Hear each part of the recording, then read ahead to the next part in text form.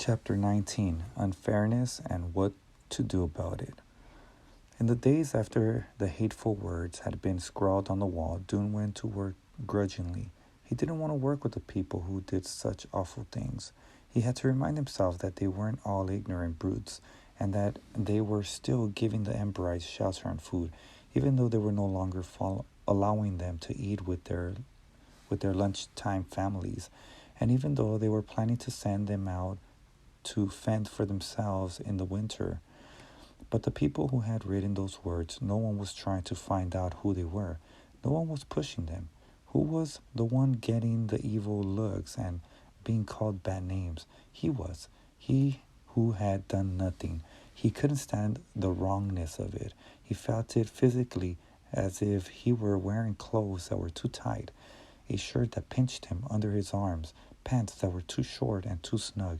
Unfair, unfair, he kept thinking. He couldn't bear unfairness. One day he was assigned to clean the fountain in the center of the plaza. Chugger handed him his tools for the job, a bucket, a long stick with a metal scraper and one end, and a pile of rags. Chugger lifted up one of the bricks in the pavement near the fountain. Under it was a round handle. "You turn this off first," he said. "It shuts off the water coming in from the river." He gave it several turns, and the spouting water in the middle of the fountain dipped and vanished. "Now the water in the basin will drain through the outflow pipe," Chugger said. "It goes back into the river. When the basin is empty, you climb in there and scrub. I want this thing clean as a drinking glass when you're through. Chugger left, and Doom watched the water level slowly going down. The lower it got, the more green scum was revealed. It coated the inside of the fountain with like slimy fur. He plunged his stick into the water, scraped it along the fountain inner wall, and pulled it out again. Wet green string swung from the end of it, and he shook them off into the bucket. He thrust the stick in again, scraped again, brought more muck. Into the bucket it went. For the next 10 minutes he scraped the bottom and sides of the fountain with his stick and filled the bucket with slippery strands of scum, along with a few apricot pits, dead bugs, and rotting leaves.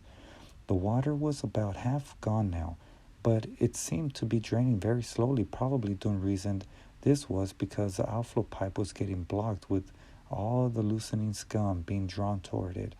But because the water was so murky, he couldn't see where the outflow pipe was. At that moment, Chugger came up behind him. "What the heck is taking you so long?" he said. "If you had any sense, you'd figure out the drain is clogging up." He grabbed the stick out of Dune's hand and began probing in the water. "I did figure that out," Dune said, "but I couldn't see where it was because—" "There," said Chugger, who wasn't listening. He pried loose a clump of soggy crud, and the water level was once more going down. He thrust the stick toward Dune again. "Now get busy, and try using your brain once in a while, if you have one." He stalked off. Dune clamped his teeth together to hold in the rage that boiled up in him. He glared at the retreating back of Chugger and imagined throwing his stick so that it hit him right between the shoulder blades. "I hate being talked to that way," he thought, "as if I'm a moron. Why does he get to talk to me like that?" When the water had all drained out of the fountain, Dune took his shoes off, grabbed a handful of rags, and climbed in. On his knees in the green slime that covered the bottom, he wiped and scrubbed. Now and then people came by and peered at him. "Ugh," they say as they passed, or "yuck." It felt as if they were saying ugh and yuck about him, not surprising, since he was now just about as filthy as the rags he was using. No one said "good job," or said they were pleased the fountain was getting cleaned. When he finally finished, he opened the inflow valve and plugged the outflow valve, and once again the water leaked from the center pipe and the fountain began to fill. Dune sat down on the rim and put his bare feet in the water to rinse them off. He stayed there for a minute, resting. The cool, clean water felt good. Chugger came around the corner. "What are you doing?" he yelled. He strode toward Dune. "I don't know how you do it where you're from," he said, "but here, when we work, we work. We don't sit around gazing at the sky." Dune started to say he was not gazing at the sky. He was taking a 1 minute rest. But when he opened his mouth to speak, the rush of anger that came out through his body was so volcanic that he closed his mouth again and sat there, shaking, his face flushed and burning, afraid he would explode if he tried to say a word. Do not get angry, he told himself, remembering the advice his father had given him so many times. When anger is in control, you get unintended. When anger is in control, you get unintended consequences. You don't speak when you're spoken to, said Chugger. Maybe you didn't hear me. Maybe I need to make it clear. He took a deep breath. His voice came out in a hoarse bellow. Get moving, you stupid barbarian. Now! He seized Dune by the arm and yanked him backward. That was when Dune felt his rage shooting up like steam, unstoppable. Let go of me, he screamed. I'm not your barbarian. You are. You are. He tried to jerk away from Chugger, but Chugger held on. Dune pulled harder, wrenching his whole body sideways and slamming against the bucket, which was next to him on the rim of the fountain. The bucket went flying, spewing its slimy contents over a girl who happened to be passing by.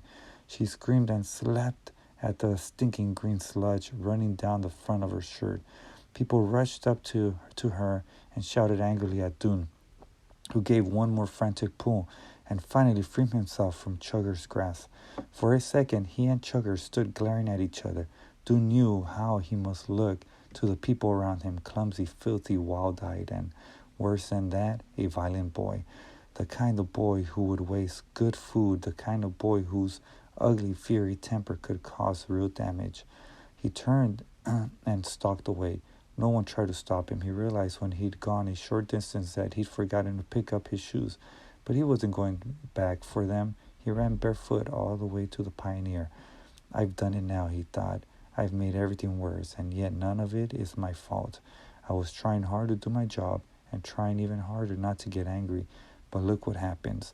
The unfairness of it, the tremendous injustice felt like a stone in his heart. Well, we will do something about this, Tick said to Dune that night.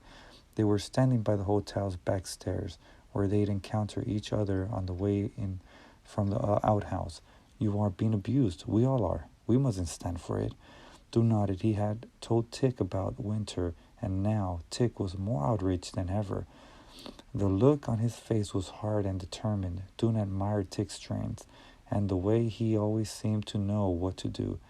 He himself was never so absolutely clear. He saw too many sides of things. It confused him. What should we do, he asked. Strike back, said Tick. They have attacked us more than once in many ways. It's time for them to find out. If they hurt us, they'll get hurt too. They'll get hurt. Was this the right thing? But it did seem unfair. After all, wrong should be punished. How do we do it? Said Dune. Many possibilities, said Tick. He leaned against the wall beside the stairs. He had a red patch on his arm. Dune noticed that he kept scratching it at. It was the first time Dune had seen that Tick, too, suffered from the bites and scrapes that plagued the rest of them. He isn't perfect, Dune reminded himself. He isn't always right about everything. We could refuse to work, Tick went on, but everyone would have to refuse, and I'm not sure everyone would. It would be better to take direct action. Action about what? Asked Dune. About food. We don't get enough.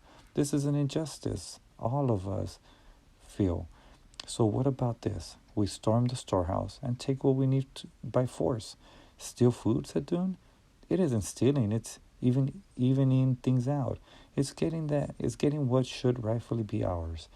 There was not a hint of uncertainty in Tick's voice. Dune thought about this. It did make sense. You had to act against injustice, didn't you? You couldn't just let it happen. I know lots of people who join us, Tick said. I'll call them together. We'll have a meeting and make a plan. He started up the stairs and then turned around and looked down on Dune. But first, he said, we have to arm ourselves. We do? Of course. We need to make sure we'll defeat our enemy. What do we arm ourselves with? I'll tell you, Tick said. When we meet tomorrow night after dinner out at the head of the road.